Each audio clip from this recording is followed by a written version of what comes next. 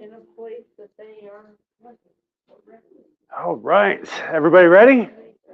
Awesome. Well, we're going to be here for 6 hours tonight. And I didn't provide dinner. So, yeah.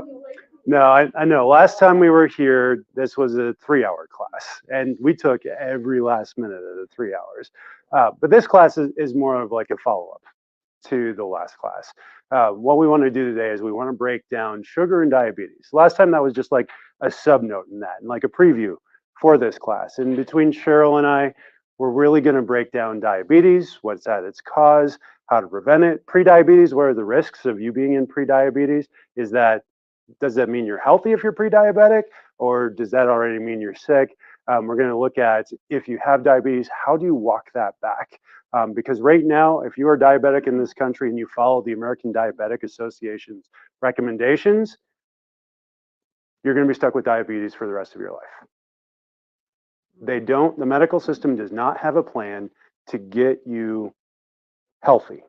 And when you understand what health is and where it comes from, that makes absolute sense. Because in the allopathic model, the medical model, the job isn't to get you healthy. The job is to get you feeling better. And most of the time, what they're doing is they're managing that with drugs and surgery. And so we look at what is health, right? Most of you, actually, we don't have any guests here tonight. Anybody, this is your first workshop? Very first workshop. We got a handful. Welcome. Good job for coming. Some of you guys, this is like your 50th, right? But yeah, so what is health? Health is a state of 100% function. Absolutely. Where do symptoms show up? After you lose 40% function, when you're at 60% function, that's where the first symptoms show up.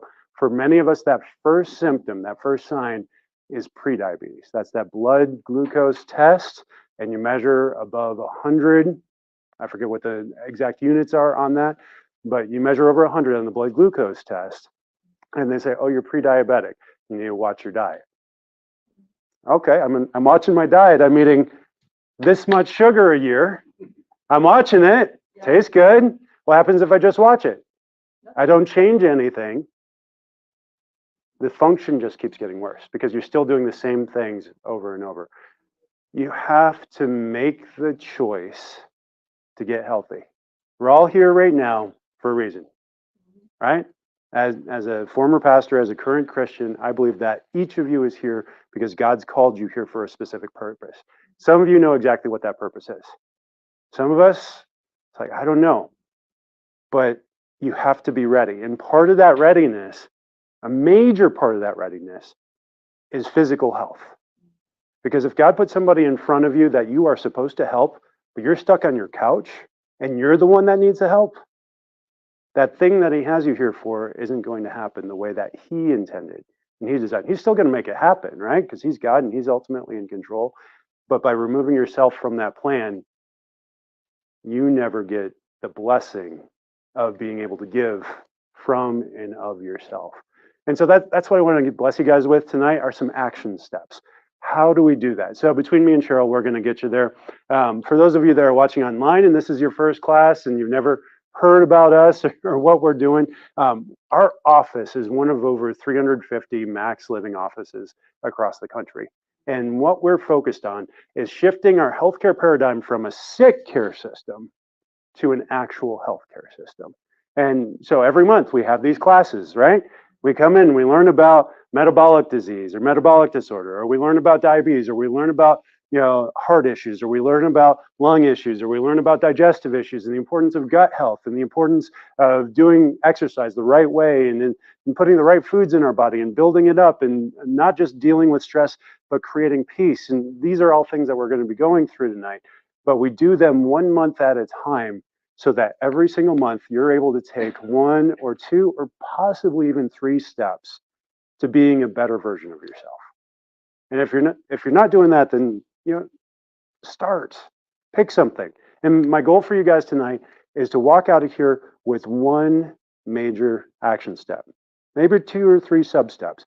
But if everybody walks out of here with 1 or 2 action steps, and the next month walks out with 1 or 2 action steps, and you actually act on those action steps, by the end of the year, we're going to be a completely different, renewed, healthier person. And so, yeah, I've got a plan to help you guys get healthy from diabetes. I've got a plan to help you walk that back through. But even if you just walk away with one thing, that thing made it all worth this time together. So I showed up here in Lincoln about 7.5, almost 8 years ago now, with kind of an idea that we would change the way that Lincoln managed its health. I'm the only max living office in the state of Nebraska. That needs to change. So if you know a chiropractor that is passionate about health and wants to join a movement as opposed to just pushing on by themselves, let me know. Connect us. Let's go get coffee with them, and we'll try to do this together, right? Because I can't do this by myself. Well, any more than any of the other 350 offices can do it by themselves. But together, we're taking action and we're making movement happen within a culture and creating a culture of health as well. Now, Cheryl showed up to this movement about 5 years ago. She'd been to chiropractors before, woke up one morning to the radio on because she was listening to a baseball game and heard me saying, if you're sick and tired of being sick and tired, then call this number. And she called the number, made the appointment, came in, and we started walking her health forward as well. So she's got some amazing stories. I'm actually going to give the first part of the class to her, and I'll step to the back, and then we're going to swap out about half to 2/3 of the way through and go from there. So without further ado, Cheryl Bonfant.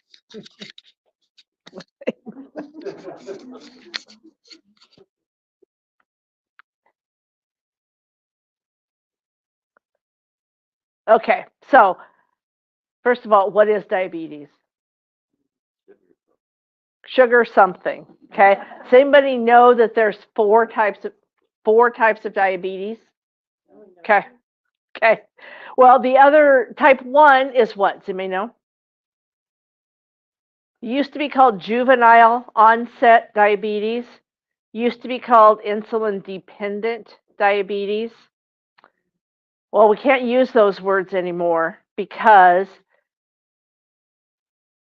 people are being diagnosed with type 1 diabetes in their 20s and 30s.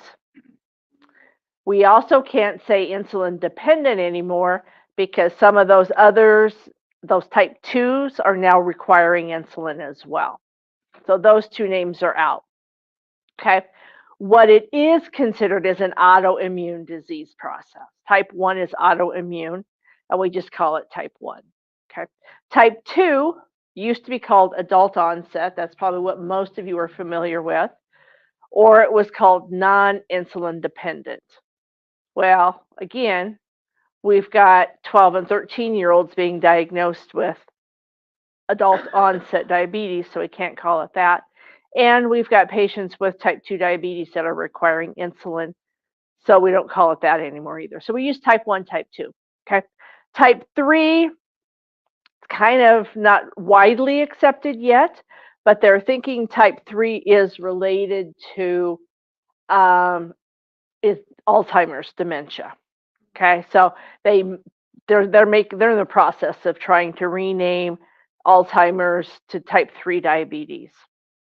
Okay, type 4 again is another one of those that they're toying with. Scientists are trying that they want to call it advanced age onset, or it's because the patient has some other disease process that's leading them to having high blood sugars, i.e. diabetes. So type 3 and type 4 are not widely used yet.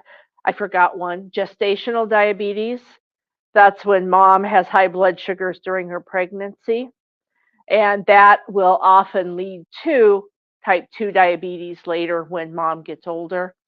Also leads to problems with baby, large birth weights, those types of things during the gestation. So that's what diabetes is. Now, these numbers, I just updated these this afternoon.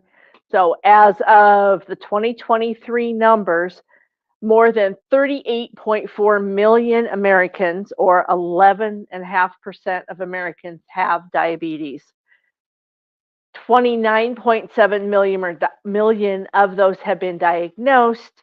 The other 8.7 million people in the United States have diabetes and have yet to be diagnosed. That's 1 in 5 of all the diabetics don't even know they have diabetes yet. Okay. And these are numbers from the CDC.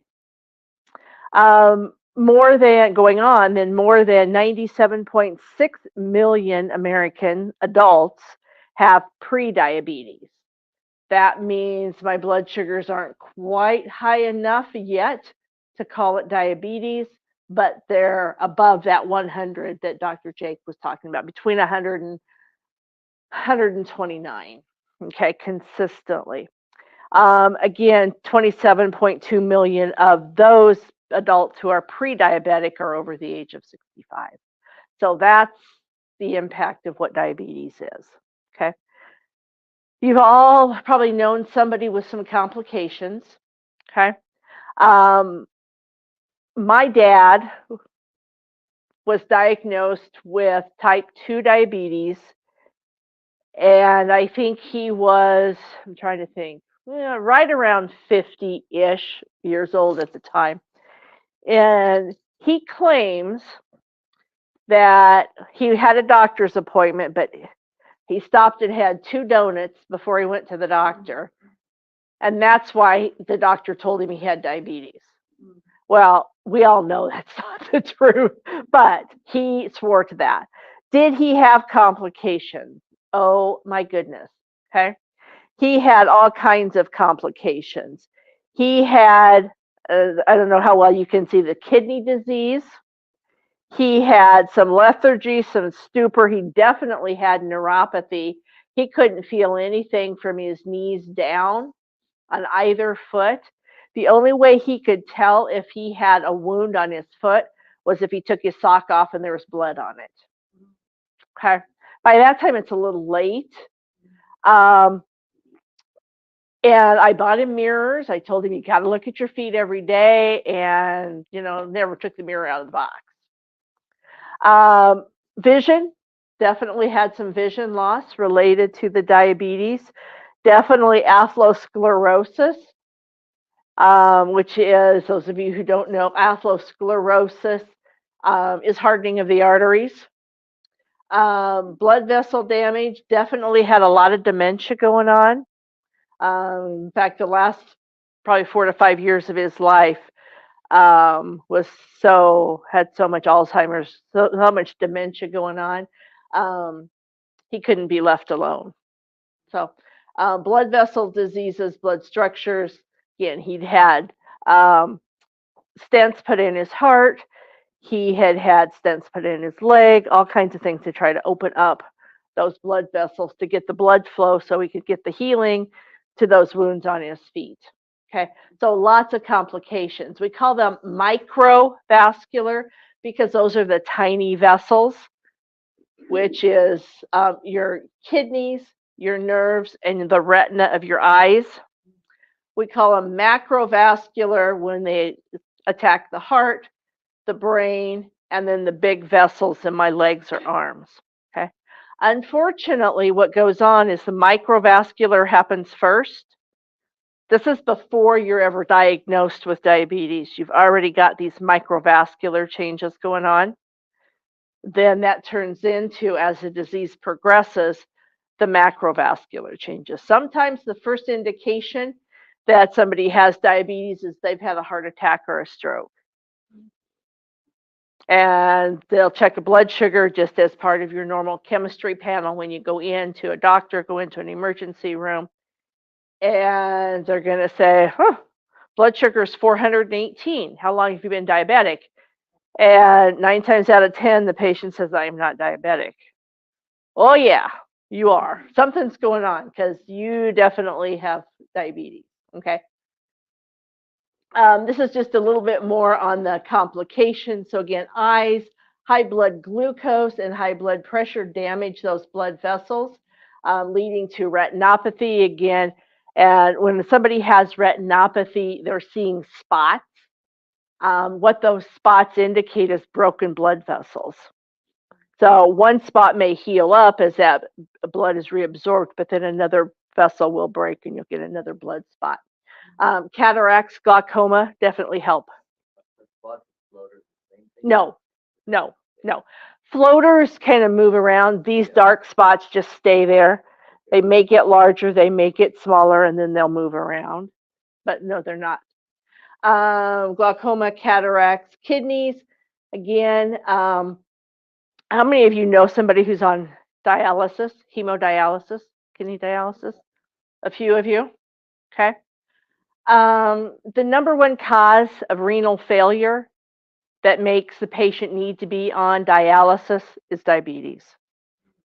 More than 50%, and I would probably say closer to 75% of all patients sitting in the dialysis center have diabetes. Okay. When we were going through and preparing for this, that one of the doctors that gave this presentation said patients don't want to take care of their blood sugars. They don't want to do what needs to be done because it takes too much time, it takes too much money. And how much time and money do you think dialysis takes? Okay, on average, 4 hours a day, 3 days a week, you sit in the dialysis center. And then you're exhausted. And then you are totally exhausted the rest of that day. So, say you have dialysis on Monday, you're exhausted all of Monday. Tuesday, you start feeling pretty good until about Tuesday afternoon, and your blood gets so full of toxins again that you start feeling like crap. By Wednesday morning, it's time to go back to dialysis again. There's no quality of life in dialysis. Neuropathy, like I was saying with my dad, didn't know he had holes in his feet. I found a few when I was out visiting him. He lived 90 miles away, but I would go out there frequently enough that I would look at his feet every time and see that. I've had other nurses say that worked at the either the wound care center or in patient education, and we've had patients who wearing their big heavy work boots, stepped on nails, went through the boot, didn't even know it. You know, it looks like hamburger on the bottom of their feet. Legos. You step on a Lego and you can't. You know, those of you who have had boys have stepped on Legos, surely. You know how that hurts. Couldn't feel it. There have been stories about where the either the Lego or a watermelon seed too was actually embedded because the skin had grown around that because it had been there for so long. So neuropathy is horrible. Okay. And you don't know because you can't feel it and you don't look. Brains, again, strokes. Um, this talks about the different types of strokes, cognitive impairment, some of that dementia. Heart disease, again, as those blood vessels, as the sugar stays up, those blood vessels get more fragile, more easily broken down, easily damaged. And then our body's trying to repair the damaged blood vessels, which puts a layer of fibrin and clots, and then more stuff collects on that network to cause narrowing of the arteries, hardening of the arteries.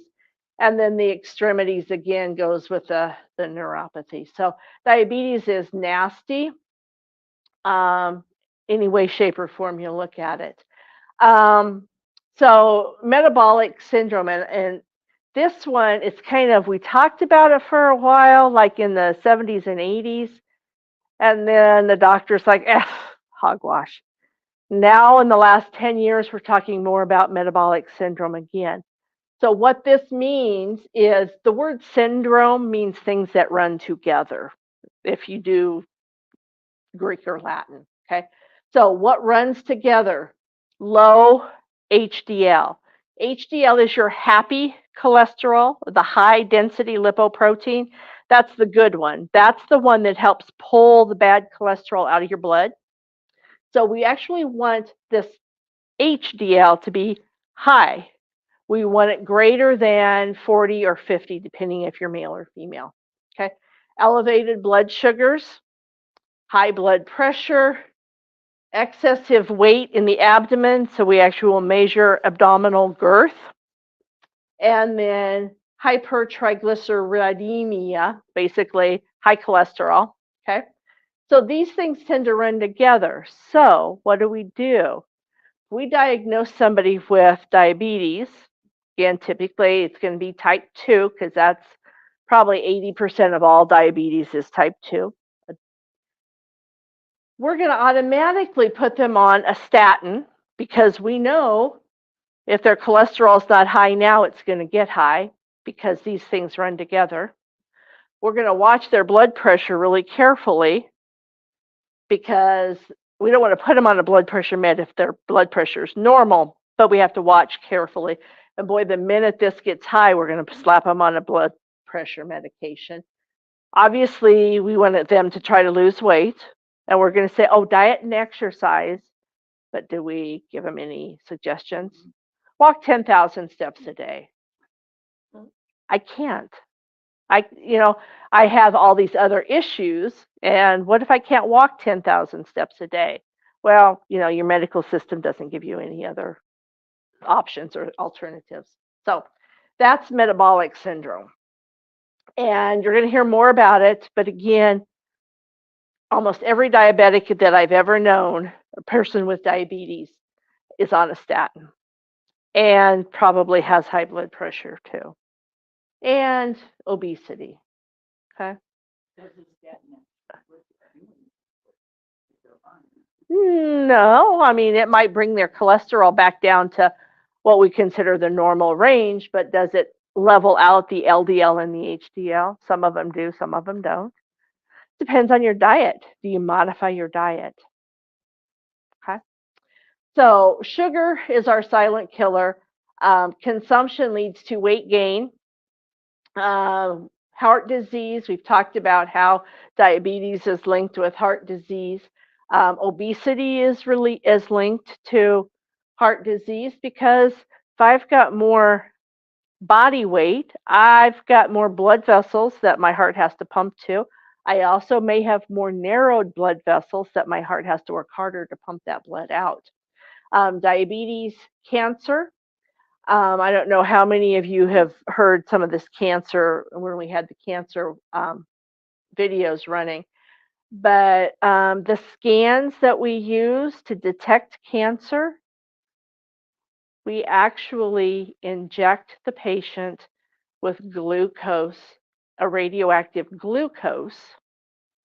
The cancer cells will take up that glucose and shine because they have radioactivity in them to tell us where the tumors are at. Okay. Cancer cells love sugar. Okay. Depression, low energy, because again, you might get that high from that sugar rush. And then if you don't keep eating sugar, you're going to get that low energy. Fatty liver, again, that has to come with the obesity, that comes with the increased sugar intake, that comes with the high blood sugars. Skin and cellular aging, again, the skin just looks a lot worse. It looks older. You don't age as fast. It doesn't stretch. It doesn't have the elasticity that it used to. Acne, I think every 13 and 14-year-old girl could probably attest to that the acne and the sugar are highly linked. Inflammation, we know sugar increases inflammation. And then acidity. Again, it's going to increase the acidity of your body, your pH, and throw that off. Okay. So how much is too much? Well, on average, your body can metabolize, let me get this right, 1 gram every couple hours. So, but if we're taking in 37.5 grams for the average male and 25 grams, it takes a long time to metabolize. And that's just one Coke or one whatever. Okay. A piece of bread, just a piece of plain old ordinary white bread, is 15 carbohydrates, which is going to break down to that much sugar. Okay. So are you saying 6 teaspoons is too much sugar Yep. for every 2 hours? For every 2 hours. Yep. Probably too much for a day, actually. Yeah. When somebody has a hypoglycemic event, that means their blood sugar drops below 60. We give them 15 grams of carbohydrate in a fast acting to try to get their sugar up. Then what do? We get it up and then we try to stabilize it with a complex carbohydrate or a protein that's going to help maintain that sugar. So it's obvious that these foods are the foods that we eat, the sugars that we take in are going to raise our blood sugars. Okay. Again, with my dad, there were certain things that he knew that he needed to stay away from because he would know that they would raise his blood sugar. White potatoes was one. He loved baked potatoes, but he couldn't eat them because his sugar spiked when he did. Um, Pasta was another thing. Again, very simple carbohydrates break down into sugars very, very quickly, and your blood sugars spike. Okay. So, again, but we don't eat sugar. Well, you'd be surprised. As you've heard Dr. Jake say before, in the 60s, when they decided that fat was bad, take the fat out of everything, what they have to replace the fat with? Sugar to make it edible. Okay. So, yes, there's a lot of sugar. Pretty obvious the sugar in, I don't even know what that is. That a Three Musketeers or a Milky Way? It's something I don't eat, so I don't. I'm not sure what that is, but that's just sugar oozing there. The yogurt, it may say unsweetened yogurt, but it's got something in it. More often than not, this one's got berries in it and they sweeten it so it tastes good. So you'll eat it and you'll buy it. But you know what? Most brains say it's yogurt. It's got to be healthy till you look at the sugar content, right? Cereal, again, it's a relatively simple carb. It's going to break down. And what do you add to it? Milk and sugar. So fruits, again, fruits are a better source of fiber, a better source of sugar, but you have to be careful. There are low glycemic fruits, your berries, your Granny Smith apples are low glycemic fruits. Your grapefruit, lemons, and limes are low glycemic. They're not going to raise your blood sugars very much. The other types of apples, pears, those things are kind of that moderate glycemic index. So they'll raise your sugars. If you're going to have one, have maybe 2 to 3 per week and eat them with lunch, like noon-ish, so your body has time to work those off. A banana, limit those because they have a lot, they're going to raise your blood sugars a lot. 1 or 2 a week. Again, the earlier in the day that you can eat those because you've got more time to burn off that sugar. Lemons and limes. Mm-hmm. Strawberries. They're berries. Berries are good. Low glycemic. Yep. Again, now we want those organic because you can't peel off the pesticides, you can't peel off the fertilizers, those types of things. So you want those organic so that they're not going to bring in more toxins either. Okay. So added sugar, anything that ends in OSE, glucose, fructose, maltose. I'm sure there's 100 more. Sucrose. Yep. Those are all added sugars, and we have to look at those when we're looking at the package. Okay. Not too awful long ago, somebody brought me in this supplement that they were taking. I don't even remember what the supplement was, but it was a gummy. First thing, maybe the second ingredient, but probably the first ingredient was glucose, sugar, sucrose. I said, whoa, don't even. A lot of times we'll say, finish them off. But this one, I said, just throw it away. It's got so much sugar in it. You're just doing yourself more harm than you're good. Okay. Look at the sugars, added sugar. Some things will say no added sugar, but we'll still have a lot of sugar in them.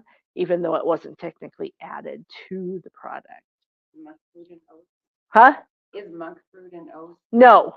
Yes, it's a sweetener, but it's a healthy sweetener. So monk fruit is good in moderation. Okay. Um, stevia and erythritol.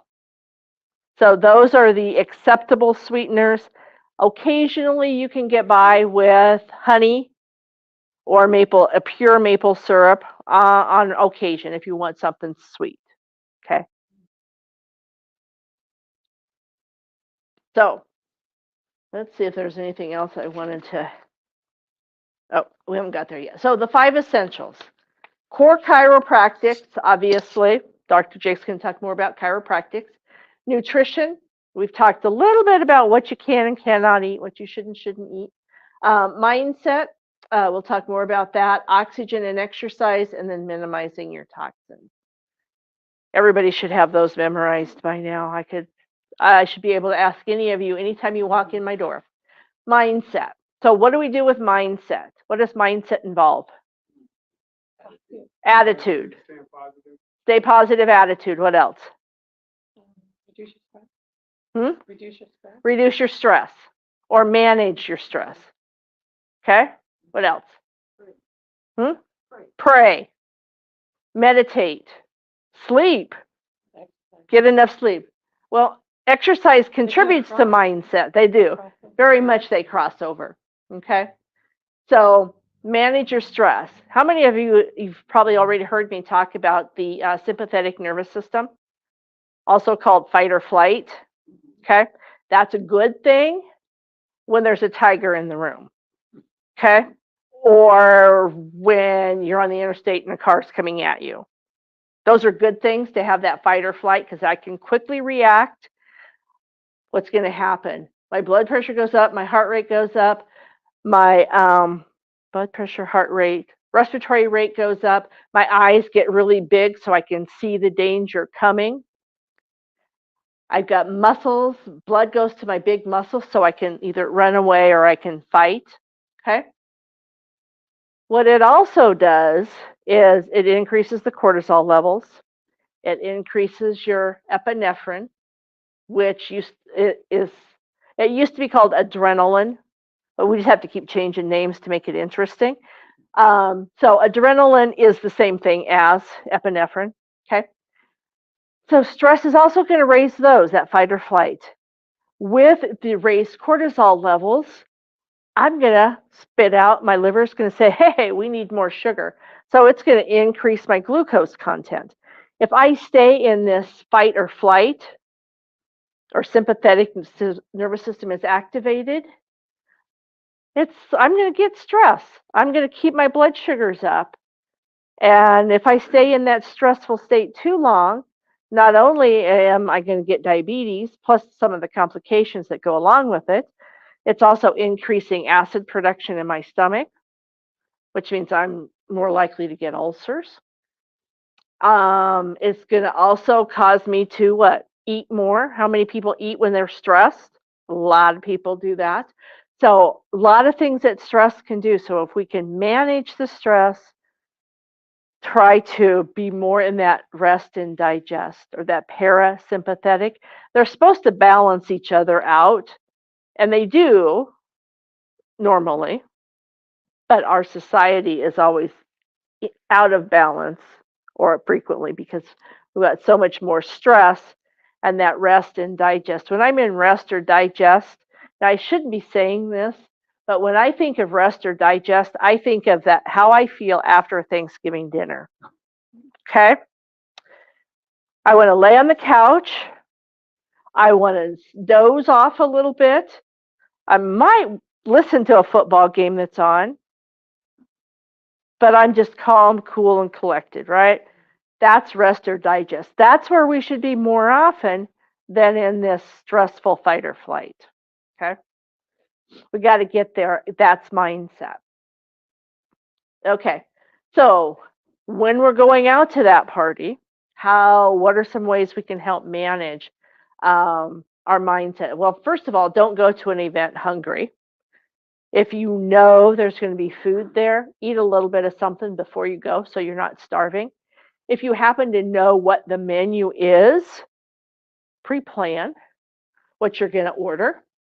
Focus on the activities at that event. Okay. Don't linger at the food table. Stay as far away from the food table as you can. Talk to somebody. Excuse me. Talk to people. Have a conversation. Yeah, I know. We all go to these parties because we want to see what the food is, right? But talk to the people. Meet a new friend at this event. Plan ahead, like I said, bring a healthy dish. If it's a potluck, if you can bring something, bring a healthy dish so that at least you know you got something that you can eat. And then avoid alcohol because alcohol not only does it increase your blood sugars, it's going to inhibit you from thinking appropriately. So then you might do some of those other things that you weren't really planning on doing and eating. And then you're going to suffer for it tomorrow. Okay, oxygen and exercise. So how does oxygen help and exercise help with our blood sugars? You may know. Hmm? If I exercise, it gets my heart pumping, my blood gets moving, my cells, my body's going to secrete more insulin. It's going to use up the sugar that's present in my body. 15 minutes, and I wrote this down. I've heard this before, but I just wanted to confirm it. The first 15 minutes of exercise is sugar burning, typically. Okay. So if you only have 15 minutes, go out and do something physical exercise for 15 minutes. High intensity interval is awesome. You can get packing a lot of movement, a lot of energy can be burned up, a lot of sugar can be burned up in those 15 minutes. So do that. Pardon? As long as you're walking enough to get your heart rate up. Okay? If you're just taking a leisurely stroll, then no. Okay? After the first 30 minutes of exercise, that's when you start burning the fat. Okay, so 15 minutes of high intensity or something that's going to burst, cause your rate to go up, is going to help burn glucose. It's going to it doesn't burn glucose. It forces the sugar into the cell so the cell can use it for energy. And after all, that's where our glucose is supposed to be, is inside the cells, so that our cells can make the ATP, or those little energy battery packs are made inside your cells. So we need to get the sugar inside the cells so that we can function appropriately. Like I said, exercise, this particular article that I read says exercise can actually lower your blood glucose for up to 24 hours in some people. But they did warn that some people do have an elevated blood glucose after exercise.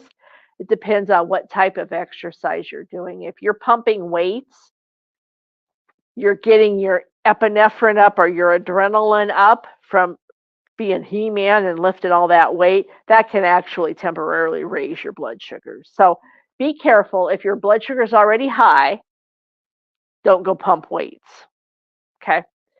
They also warn that if your blood sugar is too low, you probably shouldn't exercise until you get it back up into that normal range. We want it, on the upper end, like 90 to 110, 120, if you're somebody who monitors your blood sugars.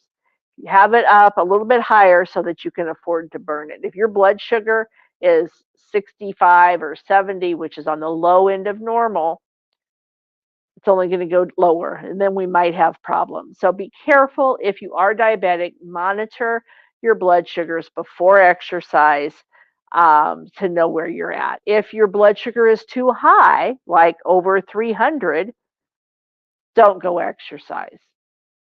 Because what's happening there is your body is spilling ketones into your urine, and by exercising, you're going to cause more kidney damage. So get your sugars down first and then go out and do your exercise. So if you're diabetic, keep those caveats in mind. If you're not diabetic yet, which is where we want to be, not diabetic, then exercise is your friend and it will help you reduce your blood sugars. And of course, I already said that. And nutrition, I think Dr. Jake, you were going to start here. Yes, ma'am.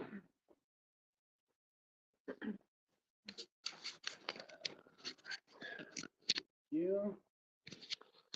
All right, and this is when you talk about diabetes, this is usually where most people start, is nutrition. But don't underestimate the other stuff because this all works together, right? This is not just any one thing. Like nutrition is important. I'm going to give it a lot of time and a lot of energy. But if you fix your nutrition, is it a guarantee that you're going to reverse your diabetes? No. If you fix your nutrition, is it a guarantee that you're never going to get diabetes? No, it's not because everything on this works together. And so if you're not getting enough exercise, you can still get diabetes. If you're being exposed to too many toxins, you can still get diabetes. If you're constantly stressed out, you could still get diabetes, even if your nutrition is perfect. This is just one piece. Doctors that say that they can reverse diabetes with just nutrition do not have a 100% success rate. They're looking at just better than the industry average, which if you're just following the American Diabetes Association, let's just take nutrition. What's the recommended breakfast on the American Diabetes Association website? Bagel, egg, fruit, oatmeal with some honey and a cup of orange juice. Is there any protein? Is there any fat? No. It's all carbohydrate. There is no such thing as an essential carbohydrate. You guys know what I mean when I say essential? Yeah, a lot of you, yeah, right. It's necessary, but also your body can't produce it. Your body cannot make it on its own. If you get the right amount and right kinds of fats, the right amount and the right kinds of proteins, your body can make all of the carbohydrates it needs. And so when we removed fat from the diet, when we vilified fat, basically we said, okay, now you can't make this stuff anymore. And we've created so much inflammation that way. So nutrition is huge though. It really is, because when you look at diabetes, it's a state of carbohydrate toxicity, but it's also when, especially type 2 diabetes, this is what we're mainly talking about here, is type 2 diabetes, you're looking at a lot of insulin resistance. Your body produces insulin, but the cells become resistant to it. They don't open the door to let carbohydrates into the cell. And so then you're getting that buildup of sugar in the bloodstream. And so insulin resistance really becomes key here. So when we're looking at the breakdown of all this stuff, what you're looking at is when God created food for us to eat, he did not create a carbohydrate without fiber to protect it. In nature, the only place where you find refined sugars, refined sweeteners, where there's no fiber in it, it's protected by bees. Right? And so you're not going to walk up to a beehive, punch it in the side, and grab a fistful of honey, are you? Not for very long. You're maybe running away, so you got your oxygen going, you're eating up that blood sugar as you're running away, eating that, and the bees are chasing you, right? So you're not getting very much. If you eat just the food that was in the Garden of Eden, or just the food that was available to Noah after the flood, or just the food that was present on earth when Jesus was alive, it's really difficult to give yourself diabetes just with the food that you're eating. And so this is where you look at, just the average American consumption of sugar in 1905 was half of this. Half of this. And now it's 25 times this for a year. And that's if you're not a soda drinker. If you don't drink soda, that's how much you consume. And so, you have to look at the food supply. You have to look at all this. So, what do you have here? You have eggplant, right? Eggplant. How many carbs are in there? Well, it's all carbs, except all those carbs are protected by fiber. And it has tons of raw nutrients and minerals in there. Kale. All carbohydrates, except tons of fiber to protect you from those carbohydrates. Cucumbers or cucumber water, or lemon in the water as well. Yes, there's carbohydrates in the lemon. There's carbohydrates in The cucumber. What's it protected by? You guys say it. Fiber, right? You know, this last one, nuts. Yeah, there's some carbohydrates in it. There's fats and there's proteins. What's in there in abundance? Fiber. So what should you be getting a lot of if you're diabetic? If you don't want diabetes, what should you be getting a lot of before you consume your carbohydrates? Fiber. Doesn't matter what you're eating, you should start your meal with fiber. And so we talk about meal order. What should you be eating? Reverse of what the restaurants do. They bring out the bread basket before you even order, right? It's there on the table. Or if you're eating Mexican, what is it? Chips and salsa. So you're getting all carbohydrates, no fiber. So what should you have first?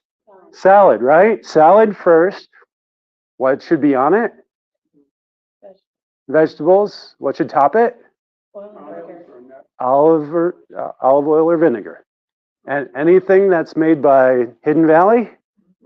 No, probably not, because what are they adding to it? Sugar in particular. We'll get there. All right, that's the toxicity section. You're getting there. You're getting ahead of me. We'll have Lisa teach the next class. But yeah, no, they're doing that. So start with the salad. Get that fiber in your system. And then what? Your proteins and your fats. And then if you're not diabetic, then have them bring the bread basket back. And now that you're full and your body's protected, it can do that. And so what does fiber do? What is the point of fiber? Well, it actually creates this gelatin-like coating around your digestive system that makes it so that sugar, carbohydrates, can't get into the bloodstream. So it goes down lower in your digestive system where the microbiome is, all those good bacteria, the probiotics that are in your gut, now they get to eat the sugar. And so when we look at a nutrition label and we say total carbohydrates, subtract the fiber from that, and that's your net carbohydrates, what we're subtracting from that are the amount of sugars that the microbiome consumes and you don't have to consume. So your microbiome is actually protecting that, unless what? You don't have a microbiome, or you killed it with antibiotics, or you killed it with an acidic drink like a soda. So we need to make sure that we're getting the foods in the right order and we have the right environment for it to go. You have to control your cravings. So protein is really huge here. Why is protein so huge? Because if your blood sugar is too low, you don't want to turn to just regular sugar to get your blood sugar back up into a healthy range. What did I say your body can do without carbohydrates? It can make them from protein if it's healthy, right? If your body's healthy, then you can eat protein. And so I had a diabetic in my office. She's still a patient, so I won't say her name. And she was having a low blood sugar. It just dropped after an adjustment. Why? Because she was too medicated. All the medications were forcing her blood sugar low. And so when we adjusted her and we reconnected the nervous system, the light turned on in the cells, they started using sugar in a healthy manner, except the medication was keeping it from being able to be used appropriately. And so it just tanked. Her blood sugar tanked because the cells were taking up all of it that was available and she couldn't produce more. And so she went to the back and opened up one of these bags and started scooping it in her mouth. And I said, no. That's not a healthy way to manage this. Here's a protein or a peanut butter sandwich. And not Jiffy peanut butter, right? Stuff without sugar added, without any oils added, just the natural stuff coming from Valencia peanuts. And since then, we've done that a couple of times, and we've been able to get that blood sugar back up without added carbohydrates. A couple of times I didn't have bread, and I just gave her a scoopful of peanut butter. And so it was all protein, all fat, no carbohydrates, and the blood sugar came back up. And that's not the only time. That's just one example that I have for it. What's another thing that you can do? Go for a walk. Reason number one, it gets you away from the food, right? Yeah. hard to walk to food unless you're going to McDonald's, right? So go for a walk. What else does it do? Well, it takes that blood sugar and it gets it into the cells and gets it working properly. Avoid sweeteners. Here's the thing. When you're insulin resistant, it's because you've had too much insulin in your body. Any sweetener, including monk fruit and including stevia, will raise your insulin in your body. The second it touches your tongue, your insulin levels comes up, it says, hey, body, we need to prepare for the sugar that's about to come. It doesn't know that it was stevia or xylitol or erythritol or monk fruit. It just knows, hey, sugar's coming. And this is actually worse with aspartame or Splenda, because now we're getting something that's a chemical that's actually getting the brain, and there's a toxicity side effect with it. And so we want to avoid sweeteners in general, right? Because it's going to, when that happens, you become more hungry. And this is what we see in the studies of people that use aspartame or sweeteners like aspartame or Splenda is, yes, your blood sugar will stay low while you're consuming it, but hours later, what are you? You're hungry for more sweet stuff. And so they generally will eat more calories in the day. And oftentimes those are carbohydrates. They're the good carbohydrates like oatmeal that still are carbohydrates and turn to sugar in the body. And so we want to avoid sweeteners in general. If you're diabetic, just no sweeteners. Just don't. You know, if you have to, just a little bit of stevia, a little bit of monk fruit, not much, if you want to keep this under control. Eat fruit. And like Cheryl said, Granny Smith apples, just about any berry that's out there, not bananas. Bananas are considered a berry, but they're, in this story, they're not, right? Berries, lemons, limes. Granny Smith apples, berries, lemons, limes. Those are your four. You can have as much of those as you want. Why? Fiber.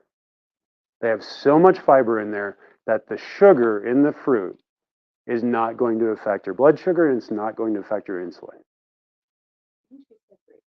Oh, grapefruit. Yep, sorry. Grapefruit, throw it on there. I'd say citrus, but then you got tangerines and you got oranges, and those will spike your blood sugar. There's not enough fiber in there. All the apples, they would all have fiber. All of them would have it. Granny Smith has the highest amount of fiber and the lowest amount of sugar. So the rest of them would spike it just a little bit too much there. Personally makes a different choice. Whichever would be less sweet, I can't stand. Yeah. Yeah, so it depends on if you're diabetic or you're non-diabetic. If you're not diabetic, you're not going to give yourself diabetes by eating fruit. Not unless that's all you eat every day. A fruit diet where that's, you know, you're a fruitarian, that's dangerous, right? It's a real thing. It's a real thing. So don't do it. But if you're eating a well-balanced diet, you know, eating an orange and eating a pink lady apple, or eating a cucumber, which is technically a fruit, or an avocado, which is technically a fruit, that's not going to give you diabetes. Yeah, but we just have to make sure that we're getting it in the right balance, right? And then dark chocolate. Why dark chocolate? It's low sugar and it's so rich, you're not going to get it. And so if you can do that and you can get it stevia sweetened, just that much better, right? And so Lily's stevia sweetened chocolate, dark chocolate, is probably one of your best bets. You're not going to eat that much of it. You just get a little square. You're going to have it, and it's going to be good. I like to get it from natural grocers. Hy-Vee carries it, but it's usually a little bit more expensive. Red Clover has it as well. It just depends on who has it on sale, right? That's how I shop, right? I bounce around. I only buy it when I see it on sale. And so, yeah, just go to the store, you know, go to all the stores regularly and see. Yeah. Yeah, yeah, absolutely. So those are some of the ways that you can control cravings. So if you are not a diabetic and you want to prevent diabetes, this is what you do. So first off, we need a good source of protein. Most Americans on the standard American diet don't get enough healthy protein in their diet. Their protein source is off. It creates more inflammation. It actually raises your blood insulin to eat bad sources of protein, which is going to make you want more sugar. Right? So good, healthy. And then the benefit here of the bone broth protein, the reason why I love ours is that it actually helps to build up the gut lining and support a healthy microbiome. And so that's why I recommend this one instead of the whey protein in this case. If you're looking for an ideal prevention for diabetes, the bone broth protein is your best one. Next, we're looking at the daily essentials. Why? Because if you lack certain nutrients, then you can also give yourself diabetes. If your cells aren't healthy, they can become diabetic. Like there are skinny people that become type 2 diabetic because the cells aren't working properly. And so what do you need on a daily basis? You need a multivitamin to just cover your bases, number one. Number two, make sure your vitamin D3 levels are good. And what does that mean? That means above 60 nanograms per deciliter. How do you get there? Well, if we lived in a warmer climate, then we would say 30 minutes outside in your bikini. 30 minutes outside in your bikini. Since we're in a colder climate, basically between the months of June to about late September, that's okay. You can do that, and you probably don't need much more vitamin D3 supplemented. But if you're not doing that, if you work inside all day like me, all right, then you need about 5,000 IUs a day. Maybe a little more if you're bigger like I am. During winter months, then you need about 10,000 because you're not getting incidental vitamin D3 from the sunshine. You can get small amounts of vitamin D3 from fish, but it's super small. You'd have to eat so much fish that it's not realistic to get that from fish. So that vitamin D3 is very important. Omegas, also very important in that equation. You need omega-3s, you need omega-6s, and you need omega-9s. The standard American diet is very rich in omega-6s, so much so that we're getting too many omega-6s compared to our omega-3 consumption. And that has to be in a right ratio. So it should be about 2 to 1 omega-6s to omega-3s. And so most of us have to get way up because our actual ratio is closer to 17 to 1. So we need those omega-3s in there. And that's essential for brain health, it's essential for cell health. Then we're looking at magnesium. And magnesium is, when we're looking at cell processes, especially ones that control diabetes, magnesium is essential for that. You know, if you're ever getting muscle spasms or cramps, that's a sign that you're low in magnesium. It could also be potassium, but if you're consistently getting that, you need magnesium. And then the last one there is the B complex. And B complex is essential for energy production. When you look at, there's 3 main cycles that govern energy production. The B vitamins are essential parts of that process. So you need that B complex just to make sure, and they're water soluble. So that means that if you get too much in one day, they won't store up. They just flush out of your system. So you need to replenish them every single day. So that's what's in the daily essentials. And then the GI Replenish, this is a brand new formula here. It's prebiotics, fiber, right? We said that a lot already, and probiotics. So we want a healthy microbiome so that when that sugar does hit our system, it's ready to eat it up and it's not hitting your bloodstream at all. And so the more I learn about the microbiome, the more I learn that you have to be supplementing with a probiotic. And if you're not supplementing with it, you better be eating tons of fermented foods and a variety of fermented foods. It's not enough to just get sauerkraut once a week, or it's not enough to get some yogurt, especially if it's sweetened, right? Because that sugar is going to actually kill the good bacteria in there, especially with what they do to yogurt in this country. It has to be raw yogurt, and we just don't see too many sources of that. So you have to find some raw probiotics there. And so the GI Replenish gives you what you need on a daily basis. So if you're looking to prevent diabetes, this is the prevention package. And so if you don't have the prevention package, you can pick that up tonight. Everything's 15% off. If you already have diabetes and you want to reverse it, this is where you go. So we've got a couple of different things here. So first off, the big one in the middle, fiber, right? So what should every diabetic do before every single meal, regardless of whether they're having carbs or not? Get some fiber, because eventually your body is going to make carbs, and you want that in your system so it goes to the right place. And guess what else this also does? It's called prebiotics because it's food for probiotics. So it doesn't just create that gelatin, it also feeds the probiotics in your digestive system. So that paleo fiber is an essential part of that. Number 2, we need the glucose supreme herbs. And so if you look at the literature and you dive in, if you guys are more academic, Green Med Info, follow them, get their newsletter. They have a huge database of research articles that are coming from what's it called? Basically the governing body for all the research out there.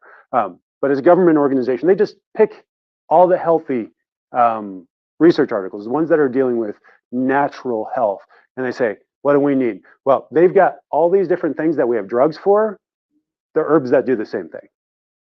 And so this has those herbs in, things like cinnamon in there that help to balance blood sugar. Is it bromelain? No, that's the other. I'm thinking about a different one. But there's one that does the same thing that metformin does. It's in there. And so if you want to slowly get off of some of your medications, but your body's not ready yet, start taking this. Watch your blood sugar. Let your doctor know what you're doing. Us too. We don't want to be surprised. Say, hey, I'm going to start trying some of these herbs that the research says are safe and effective for helping me to replace some of these medications because I don't like these side effects. I don't like the cost of these medications anymore. And then you're going to want to watch your blood sugar, watch your blood sugar, watch your blood sugar. And as that starts coming down, as your A1C starts coming down into healthy levels, then you'll be able to tailor back on some of those more expensive medications, more dangerous medications there. And then the metabolic synergy, these are the antioxidants and the essential amino acids that are needed for those 3 cycles, specifically the TCA cycle that most diabetics are struggling with, that they don't have that working properly. And so between these 3, you kind of cover all your bases when you're a diabetic. So if you know a diabetic, this is where I would start with supplements, but I would actually start with the diet, because, right, if you're eating the wrong foods, if you're still eating potato chips, carbs, if you're still eating bread, carbs, if you're still adding scoops of sugar or honey or even aspartame or Splenda or too much stevia or xylitol or erythritol or monk fruit, you're setting yourself up for failure as a diabetic. You're not going to heal when you're doing too much of any of those things. And really, even small amounts of that can really set a diabetic back. Their cells are damaged. They can't heal unless they get in a healing environment. So you've heard me talk about the advanced plan. What are those 5 keys there? Number 1, curb your carbs, right? You got to go from all this to half of this. How do you get there? What was it? 35 teaspoons or 35 grams of sugar a day for men. And that's bigger men, right? Because we're looking 35 per day. Or not teaspoons, that's grams. Grams, that's less than teaspoons. Yeah.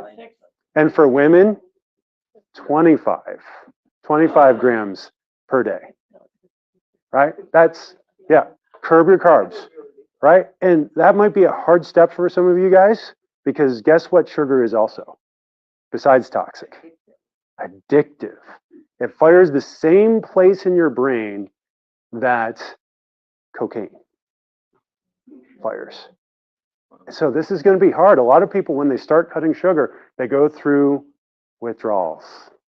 So we have to make sure that we're taking care of that. Number 2, fix your fats. Because when you're inflamed, it puts you in fight or flight. And that creates an environment where you're craving sugars even more. Number 3, perfect your proteins. If you're going to make healthy carbohydrates out of proteins and fats, then you have to have good sources of protein. Otherwise, it's going to what? It's going to create more insulin, which is going to make you crave more sugar. Number 4, you have to trash your toxins, and that's this next one here. So we have to minimize toxins. When we look at foods that are sprayed with chemicals, oftentimes those chemicals, and what we're seeing now, is we're calling them diabetogens. We also call them obesogens because the same thing that creates diabetes also creates obesity in a lot of people. And so when you're getting sprayed foods or you're eating animal products that are consuming sprayed foods, you're getting these forever chemicals inside of your system that mimic good real hormones that actually create diabetes there.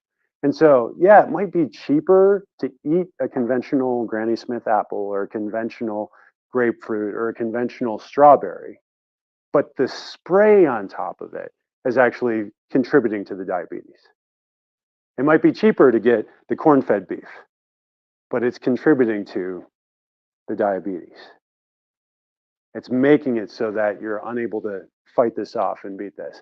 And so you have to look at getting those toxins out of there.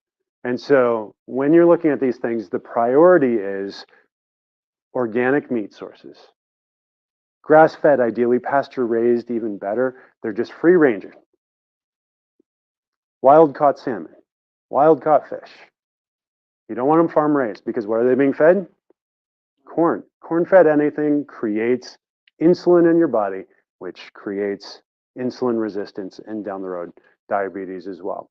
Now we also have to look at, air quality, right? There are some days where outside air and we get that red flag warning or whatever. I don't know what it's called, but you get the really bad air warning. It's worse inside. Why? Because of forced air, all that stuff that sticks in there. You actually see it's 20 times worse inside than it is outside. And that's in Atlanta.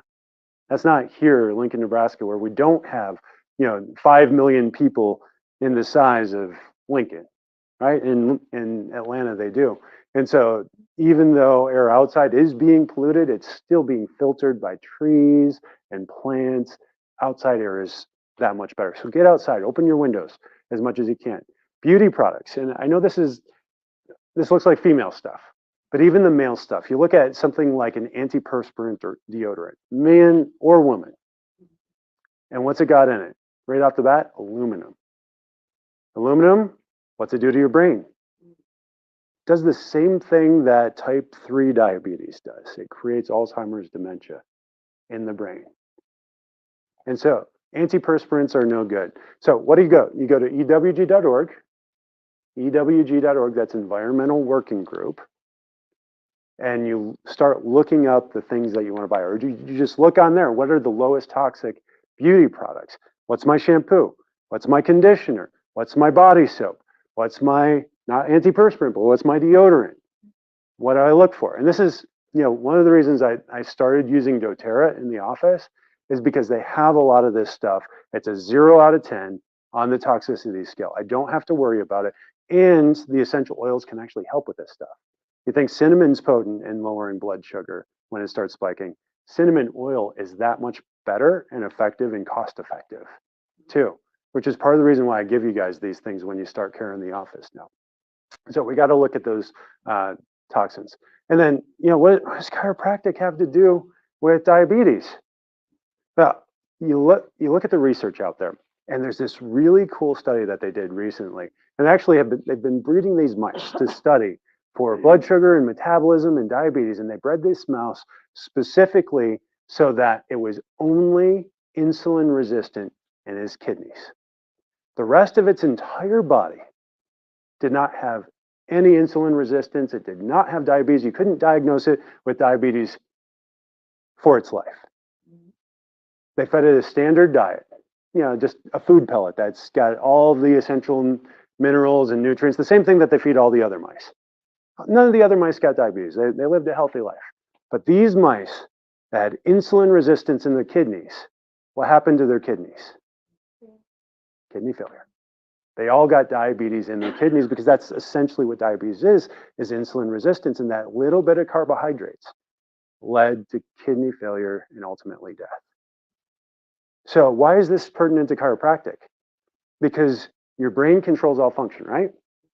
For your heart to beat, for your lungs to breathe, for a cut on your leg to heal, for every cell, tissue, and organ in your body to function the way that God designed it, a signal has to go from the brain down the spinal cord, out the nerves to every organ, cell, and tissue. It doesn't happen any other way. And if we sever the nerves that go to the kidneys, is that kidney going to process insulin properly? No. Is it going to filter sugar out? Is it going to filter white blood cells out? Is it going to filter dead stuff out the way it was designed to? No, it's going to do that. And you go to any cell in the body. Why do some diabetics only get diabetic neuropathy in the right foot and not the left? Maybe they have more signal going down to the left foot than the right. Who checks them for that? You. I do, right? And what do we find in diabetics? Subluxation, misalignments of the spine that create interference between the brain and the body, not allowing the brain to communicate to those cell tissues and organs. And so what happens if they opt out of chiropractic care, but they do everything else? Oftentimes they just waste their time and money. I'm not saying that eating right or exercising or minimizing your toxins or creating peace in your life so that you can better manage your stress are a waste of time or money, are they? But if you're disconnected from the source, should you just go about changing the light bulb or should you let flip the light switch on? Change 1,000 light bulbs, right? Diet, exercise, toxicity. But if I don't flip the light switch on, it doesn't matter how many times we change those out. We have to have the whole package, right? I've seen chiropractors become type 2 diabetic, perfectly adjusted, perfect spines, but their diet was awful. They didn't exercise. They thought just the adjustment was enough. And I'm the last person in the world to tell you that, you don't need to be adjusted. But it wasn't enough because they ignored the other stuff. The other stuff is also essential. But the most important one is the one you're not currently doing. Right? We have to have that. So you look at all this stuff. You look at the way it's connected here. How it controls all function. It has to go through the arc of life, right? If you don't have that arc of life, that 45-degree curve in the neck, decreases life expectancy by 20 years. So we need that curve. We need to build that curve back. And then it creates arthritis, which creates inflammation, which creates stress, which puts you in fight or flight, which creates diabetes, right? Right? You keep going back to this. You need that arc of life. What are some of the warning signs? Things that your friends and families are dealing with. Things that are telling us that something's going wrong, but they haven't checked the source. They haven't checked the light switch. They're over here rubbing the light bulb, trying to get to work, changing the light bulb, changing their diet, changing their exercise. They haven't checked the light switch. Get that turned on. This stuff starts to go away. The headaches, the neck pain, the back pain, the high blood pressure, the metabolic syndrome. Got to go to the source. Check the switch. This is Teresa. She came in. Her spine looked like this. Type 1 diabetic. A1C was over 8. Healthy, what did we say earlier, Cheryl? Is that 6 or below? Or 6, or around 6? 5.9 and down. 5.9 and down is considered healthy. Hers was 8, right? So too high. She was considered diabetic on multiple diabetes medications. How's her arc of life? It's straight. Is that going to get all the nerve signal through there like it needs to? No. Right? She's got instability there, too much head forward posture, buckling there, phase 2 arthritis. Does it make sense that her body should be malfunctioning? Who had checked her light switch? Not her diabetes doctors, not her regular primary care doctor. They just said, oh, your blood sugar levels are too high. Your A1C is too high. Here are some medications, and you need this high carbohydrate diet to manage that. We checked her light switch. Power was off. We flipped it on. This is 2.5 years later. Not perfect, but we went from a straight neck to a 24-degree curve. We went from 33 millimeters of head forward posture down to 20 millimeters of head forward posture. She's in her 60s. Okay. Still possible, right? Her A1C dropped down below 7. Was able to reduce multiple of her diabetes medications. And it's still coming down 2.5 years later. Why didn't it come right back on as we started to increase that right away? It's been there for so long, right? It's like instead of a light switch on or off, we took that dimmer switch and we started turning it up slowly as much as we're able. There's a lot of resistance there, right? A lot of habits and lifestyles. Too much slouching and something, sitting on the couch, being on the cell phone, being on the laptop computer, driving to work for hours. She worked in food service. Where's all the food when you're preparing it? Is it up here? No, it's down here. So what's her spine doing? It's retraining muscles, ligaments, and tendons to hold this position. And you wonder why everybody needs a chiropractor. Because what does that sound like? It sounds like what everybody is doing. And so if you know somebody who hasn't had their spine checked, what should they do first? Do it, right? You have to get that checked first. And I tell you what, when we look at this stuff, it's not a matter of can my diabetes be fixed? Yes, it can. Our bodies are designed to heal. The default is not diabetes. Even if it's autoimmune, what does that mean? It means your immune system's attacking your pancreas and you can't get proper insulin out. It doesn't mean that God created you with a deficiency in insulin. It means that your immune system is dysregulated. It needs to be connected to the source. No, not everybody who gets adjusted gets the all the power back and all the healing. But we turn that dimmer switch up, guess what happens to the insulin units? How many insulin units did you start on, Don? When you were first here, what was your insulin? Really high, 20 units? Was that what it was saying? 22, 22 units of insulin. How often? at least once a day, At least once a day? What are you down to now? 10, 10. 10 to 12, How long have you been under care? 4 months? about 45 months. Yeah. And Yeah. I'm like, take me off. Yeah, right? Because we want it to heal. We don't want to be insulin dependent anymore. We want our bodies to do what they're designed to do. And how old are you, if you don't mind me asking? 61. 61. I've had 80-year-olds improve on this, right? Just because it's harder, because you've had more of the lifestyle stuff for longer, doesn't mean it's impossible. You know, and what do you do better? When your body processes sugar better, everything better.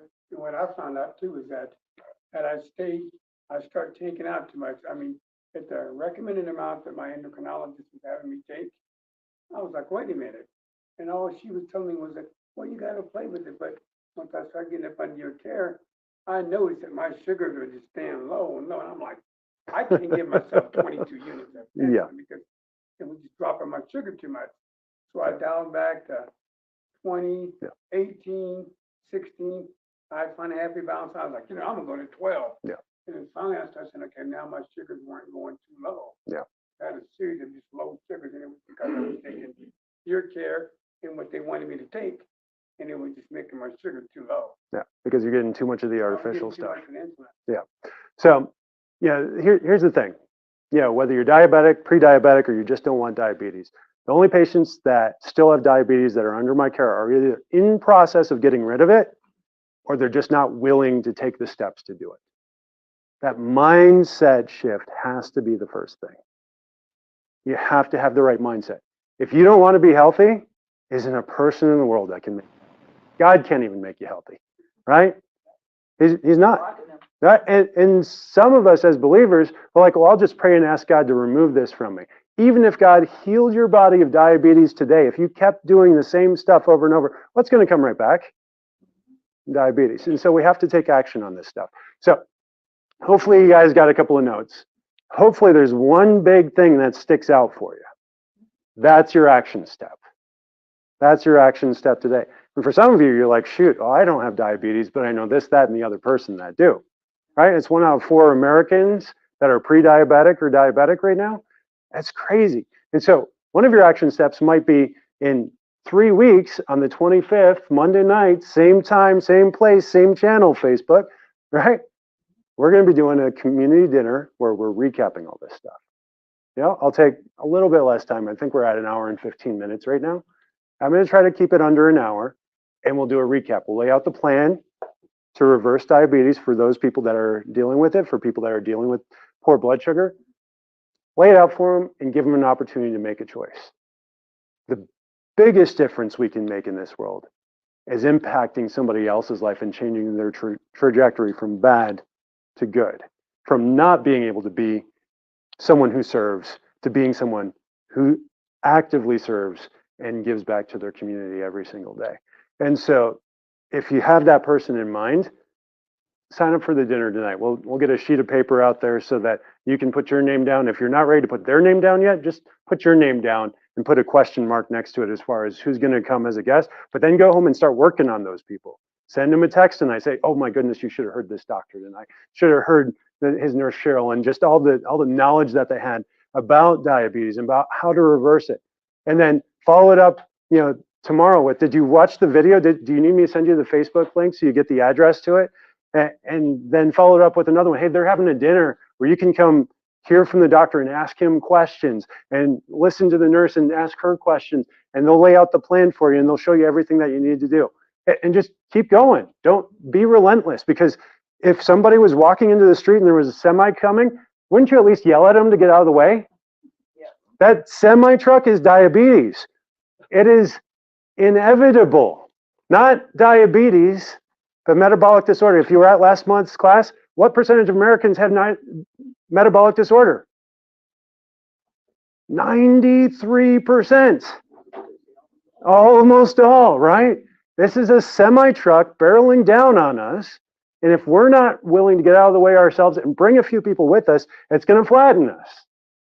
So let's do this. I mean, if it's something else that you need to do personally, yeah, absolutely do it personally, right? I'm not saying don't do that, but how much better to bring somebody with us than just leave it for ourselves. So tonight, 15% off all resources. So if you need to restock on any supplement, yes, absolutely get that. If you want to get one of the packages, right, the prevent package or the blood or balanced blood sugar package, those are 20% off tonight. Plus, if you haven't gotten your new Wellness Warrior card, get your 5% off for that, and you get a punch, so another % off. And every time you come to a class, you get another punch on it. And we're going to get you about 25, 30% off by the end of the year when you keep coming back to the classes every single time.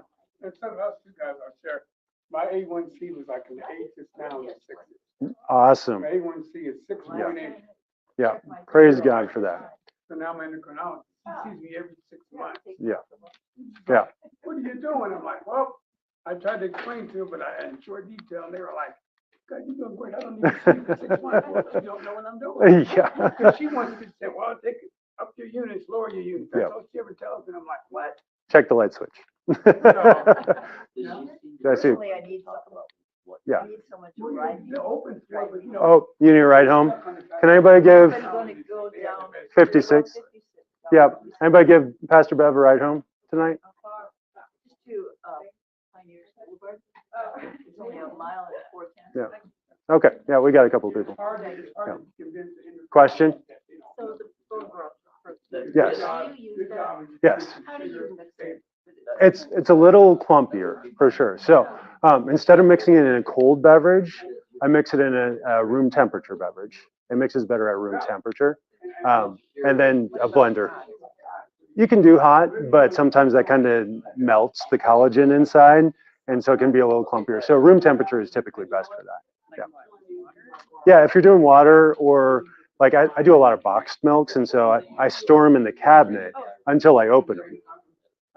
Yeah, so it depends on how you get them. I know a lot of them are in the refrigerator section. Don't bring them down to room temperature, but if you get boxed milk, that's room temperature already. Leave it there and then open it and dump it in and then refrigerator afterwards. So it's not a perfect answer, but Bone broth, the jar of bone broth we got last time. yeah. Can we put that in a smoothie? Yes, you can definitely add the protein and the collagen to smoothies. Yeah, okay, we Yep. got that big jar, yeah. Yep, If we absolutely. do it, I want to make damn sure it's right. Yeah, absolutely. It's great stuff. Any other question? Yes, in the back. Okay, what about the diabetic candidate? Yeah, so great question. So when you look at the ingredients list on the diabetes candy, and it's really the same thing goes for like ketogenic or keto-friendly candy. What are they doing there? Well, the keto candy is a little better because oftentimes they're adding fiber in there as well. But most of the diabetic candy out there, like if you get like a Werther's Original for diabetic, Russell Stover, yeah. So they'll usually use aspartame or Splenda to sweeten it. They've started using allulose, which is kind of like monk fruit or stevia, in that it's sweet, but it doesn't have the sugar impact, but it still spikes the insulin. So if it doesn't come with the fiber, stay away, right? And then also look at the other ingredients, because a lot like the Russell Stover stuff, it's cream-based. Where's the cream coming from? The corn-fed cow. That's going to create an insulin response even without any sugar or sweetener in it as well. So you have to be really careful with processed foods because there's a lot of things. I have a testimony about diabetes. Yeah. I was on I think a 3-year diabetic diet. Yeah.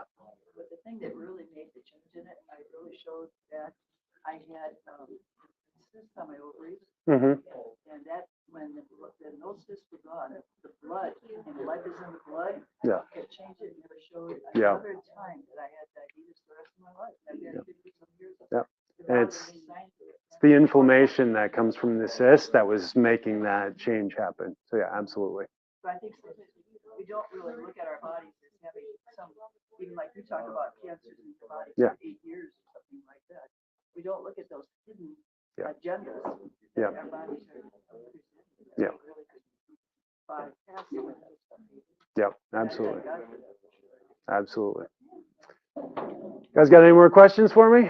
Yeah, what about, whipping cream and coffee? Yes, I love whipping cream. So when you look, You hit on something he likes. no, I do. It's good. And honestly, if you're getting a grass-fed, pasture-raised cow to produce the cream, you whip it up, you put it in your coffee, Oh, I don't whip it. or just dump it in.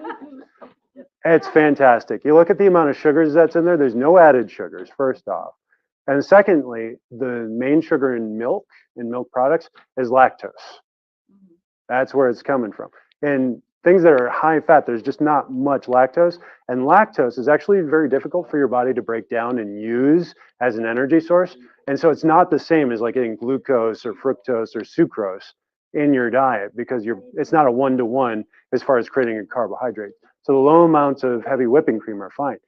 But if you have a sensitivity to lactose or an intolerance to lactose, that'll create more inflammation. It'll create a stressful environment. If it's a grass-fed, that's great. If it's corn-fed, then you're creating that insulin response. So yeah, great questions.